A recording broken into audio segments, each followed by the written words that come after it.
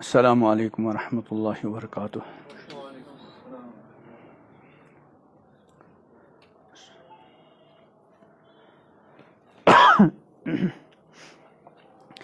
الحمد للہ نحمده ونستعینه ونستغفره ونعوذ باللہ من شرور انفسنا ومن سیئات اعمالنا من يهده اللہ فلا مضل له ومن يضلل فلا هادی له ونشهد أن لا إله إلا الله وحده لا شريك له ونشهد أن سيدنا ومولانا محمدا عبده ورسوله صلى الله تعالى عليه وسلم تسليما كثيرا أما بعد فأعوذ بالله من الشيطان الرجيم بسم الله الرحمن الرحيم قل إن كنتم تحبون الله فاتبعوني يحببكم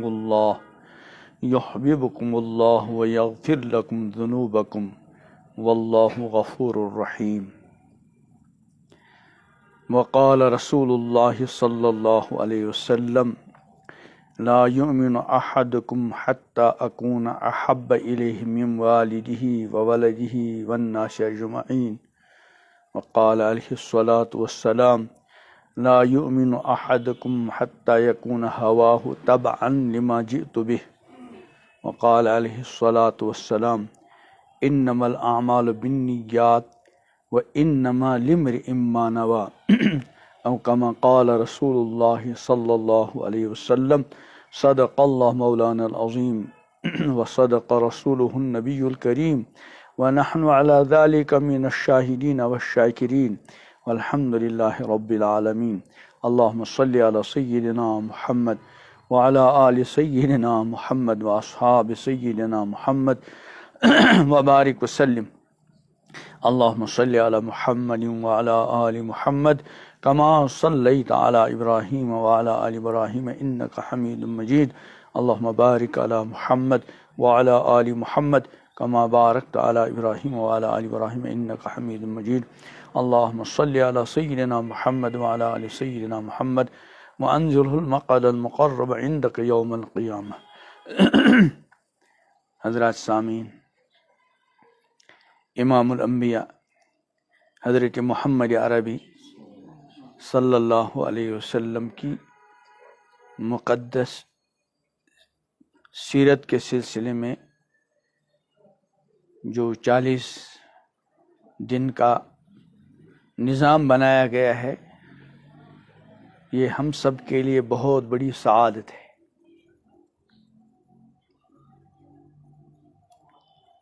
امام الانبیاء حضرت محمد عربی صلی اللہ علیہ وسلم کی سیرت طیبہ، آپ کا اتباع اور آپ سے محبت، اس سلسلے میں قرآن مقدس کی آیات اور امام الانبیاء حضرت محمد عربی صلی اللہ تعالی علیہ وسلم کے بالکل واضح ارشادات ہمارے سامنے موجود ہیں۔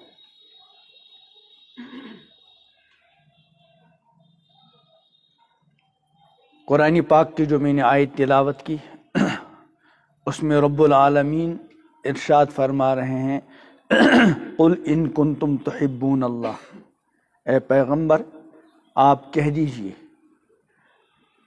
ان کنتم تحبون اللہ، اگر تم اللہ سے محبت رکھتے ہو۔ ظاہر بات ہے ہر مسلمان کا اللہ سے محبت رکھنا یقینی ہے، بلکہ خود اللہ تعالیٰ صرف محبت کے بارے میں نہیں فرما رہے ہیں، بلکہ ارشاد فرما رہے ہیں والذین آمنوا اشد حبا للہ، جو ایمان والے ہیں انہیں اللہ تعالیٰ سے حد درجے کی محبت ہے۔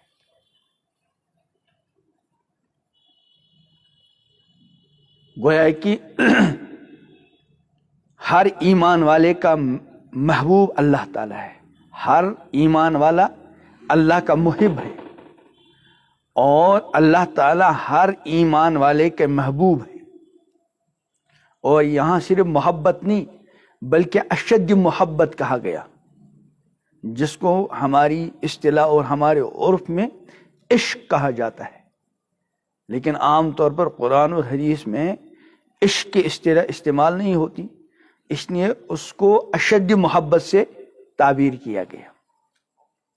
تو گویا کہ ہر ایمان والے کا مقام محب ہونے کا ہے، اور اللہ تعالی ہر ایمان والے کے لیے محبوب ہیں۔ اب اس آیت کے اندر اللہ تعالیٰ کیا فرما رہے ہیں کہ اے پیغمبر آپ کہہ دیجئے اگر تم اللہ سے محبت رکھتے ہو، اور یقیناً ہر مومن بندے کا اللہ تعالیٰ سے اشد درجے کا محبت رکھنا قرآن سے ثابت ہے۔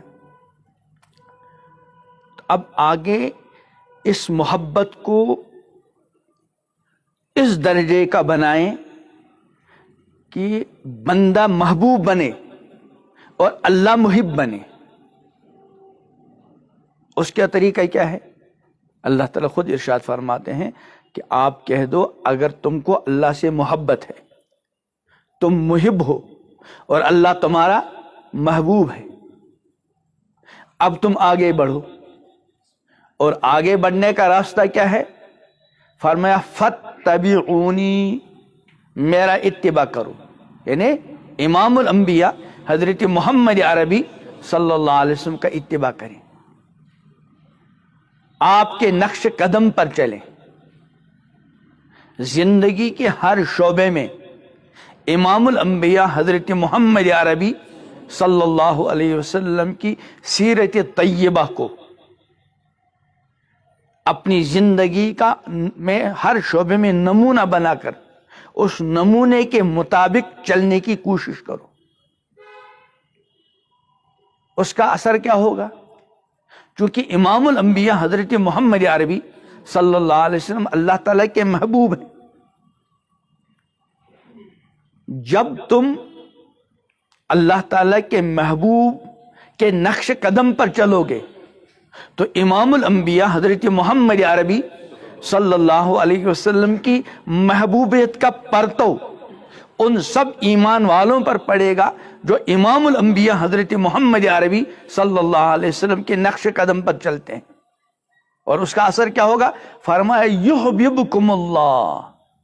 اب تک تو تم اللہ سے محبت کرتے تھے، تم اللہ کے محب تھے اور اللہ تمہارا محبوب تھا، لیکن جب تم امام الانبیاء حضرت محمد عربی صلی اللہ علیہ وسلم کے مقدس نقش قدم کے مطابق زندگی گزارو گے اور کوئی بھی قدم اٹھانے سے پہلے آپ پیغمبر کریم علیہ السلام کے مقدس نقش قدم کو تلاش کرو گے تو اس کا اثر کیا ہوگا؟ یحببکم اللہ، اللہ تم سے محبت کرے گا۔ جب اللہ محبت کرے گا تو اللہ کیا بنا؟ محب۔ اور یہ پیغمبر علیہ السلام کے نقش قدم پر چلنے والا یہ کیا بنا؟ محبوب۔ اس سے اونچا کسی مقام کا، اس سے اونچے مقام کا شاید ہم تصور بھی نہیں کر سکتے۔ تو پہلا فائدہ کیا ہوگا کہ اللہ خود تم سے محبت کرنے لگے گا، اور دوسرا کیا ہے؟ وَيَغْفِرْ لَكُمْ ذُنُوبَكُمْ، اور تمہارے گناہوں کا اللہ تعالیٰ اس کی برکت سے کیا کریں گے؟ معاف کریں گے۔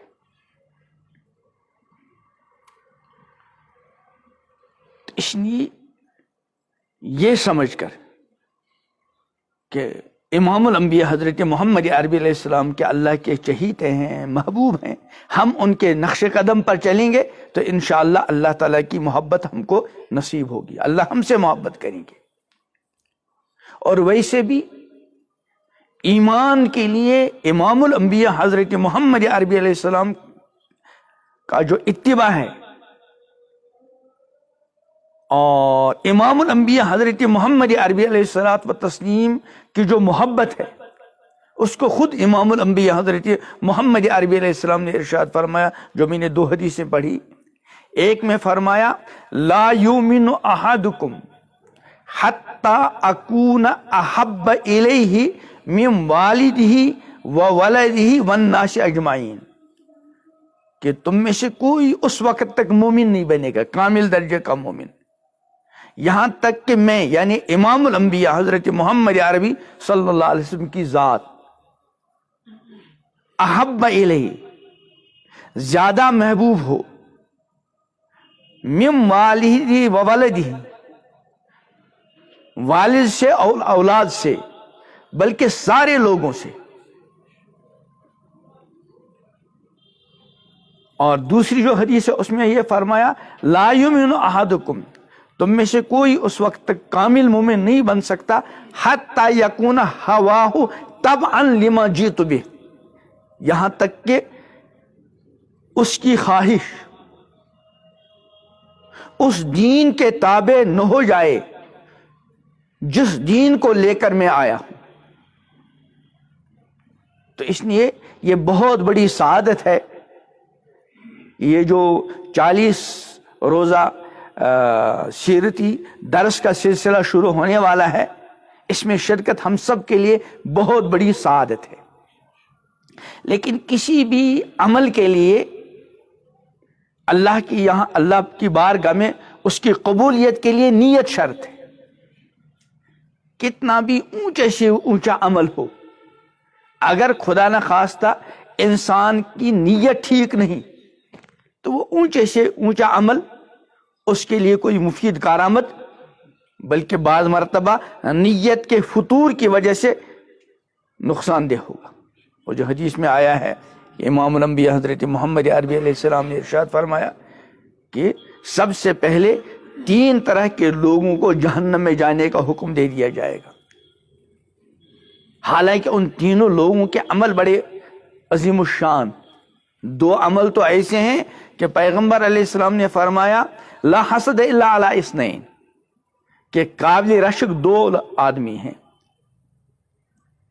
کون سے 2 آدمی؟ ایک وہ اللہ کا بندہ جس کو اللہ نے مال دیا، اور مال دینے کے بعد اس کو خوب توفیق عطا کی، مسلط کیا آپ اس کو اپنے مال پر، وہ اللہ کی رضا کے راستوں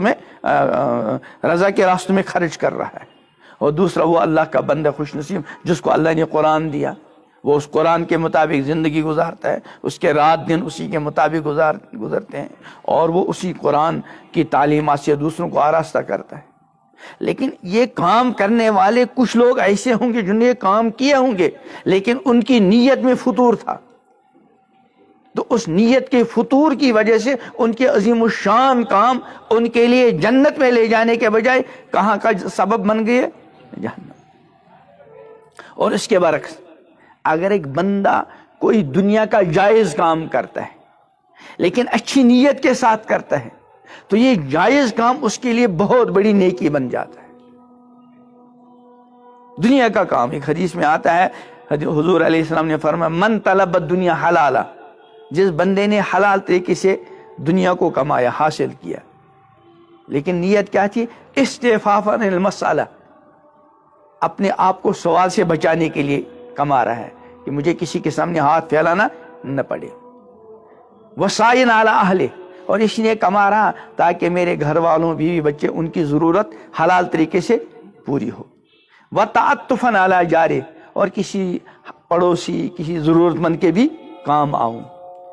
حدیث میں آتا ہے لقی اللہ تعالی یوم القیامہ ووجہہ مثل القمر لیلۃ البدر، جو اللہ سے اس حال میں ملاقات کرے گا کہ اس کا چہرہ 14ویں رات کی طرح روشن اور تابہ ہوگا.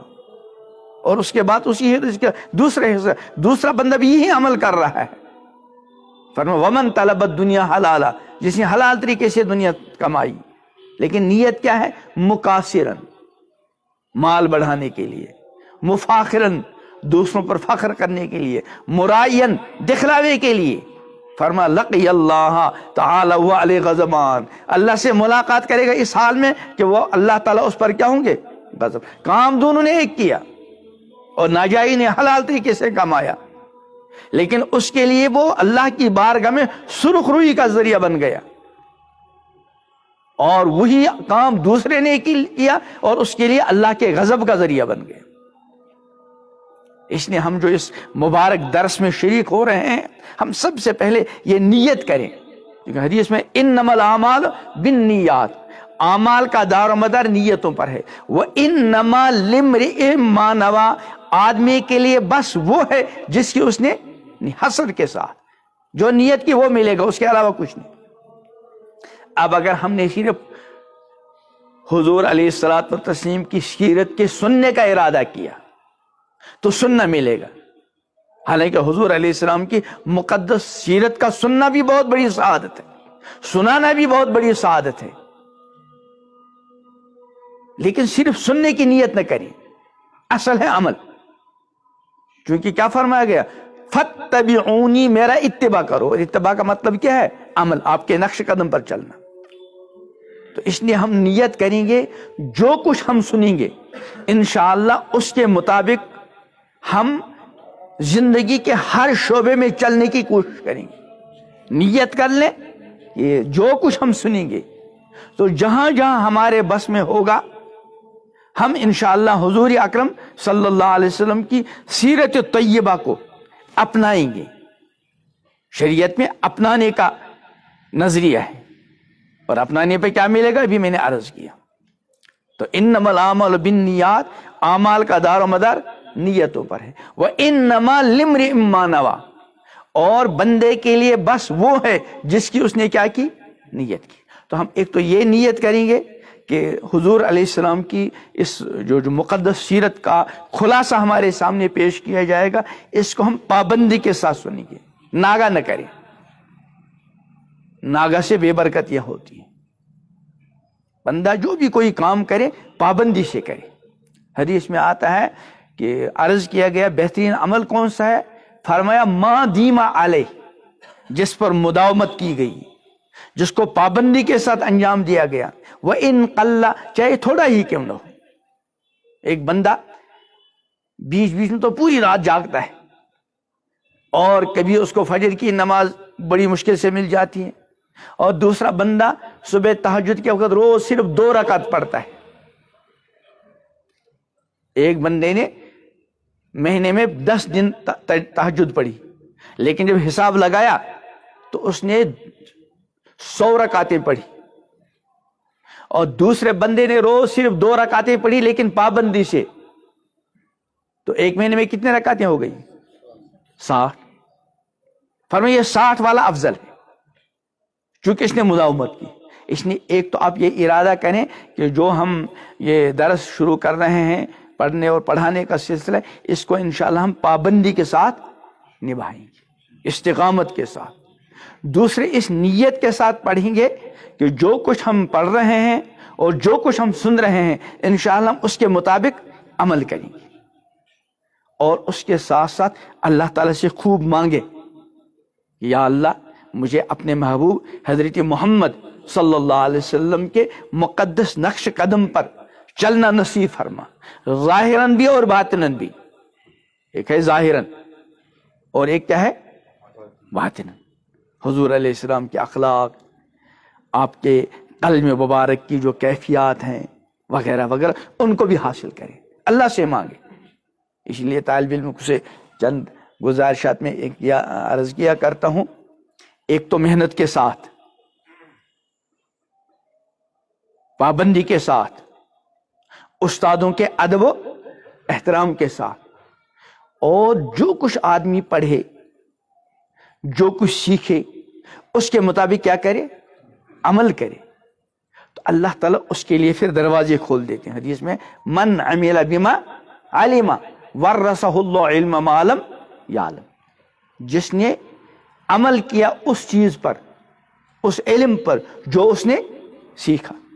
آپ نے 40 دن میں جو کچھ سیکھا، آپ نے نیت کی میں اس پر عمل کروں اور عمل کر بھی لیا، تو اللہ تعالیٰ اپنی طرف سے علم کے دروازے کھولیں گے. اور چوتھی بات، اللہ تعالیٰ سے خوب مانگے کہ پروردگار جو کچھ ہم سیرت طیبہ یہاں سنیں گے، یا اللہ ہمیں اس پر عمل کی بھی توفیق عطا فرما. اور پھر کوشش کریں کہ اس سیرت طیبہ کو ہم دوسروں تک پہنچانے کی بھی کیا کریں گے؟ فکر کریں گے. دیکھیے یہ زندگی بہت مختصر ہے اور بڑی تیزی کے ساتھ گزر رہی، بڑی تیزی کے ساتھ. اب اس زندگی کو بہت زیادہ کارآمد، بلکہ 100% کارآمد بنانے کی بس 2 صورتیں ہیں. ایک نیت،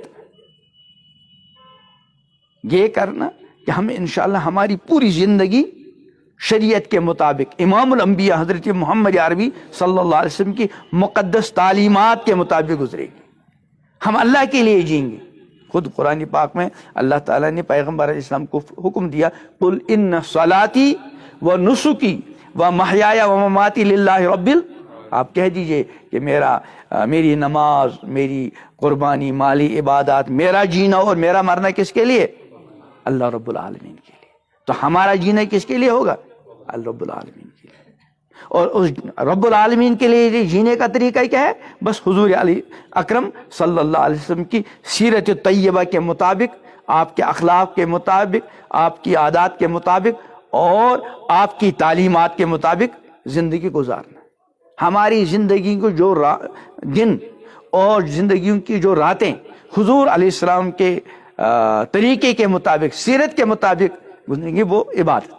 ہم اگر پیغمبر علیہ السلام کی سنت کے مطابق کھائیں گے، پیئیں گے، پہنیں گے، کمائیں گے، آرام کریں گے تو ہمارا ہر عمل کیا بنے گا؟ عبادت۔ اللہ تعالیٰ اس مبارک اور مقدس سلسلے کو اپنی بارگاہ میں قبول فرمائے۔ جو حضرات یہاں پڑھنے کے لیے تشریف لا رہے ہیں یا اس میں شرکت کر رہے ہیں، اللہ تعالیٰ ان کو استقامت کے ساتھ اس مبارک سلسلے میں شرکت کی توفیق عطا فرمائیں، اور اس مقدس سلسلے کو ہم سب کے لیے پیغمبر کریم علیہ السلام کے مقدس نقش قدم پر چلنے کا ذریعہ بنائے۔ ربنا تقبل منا۔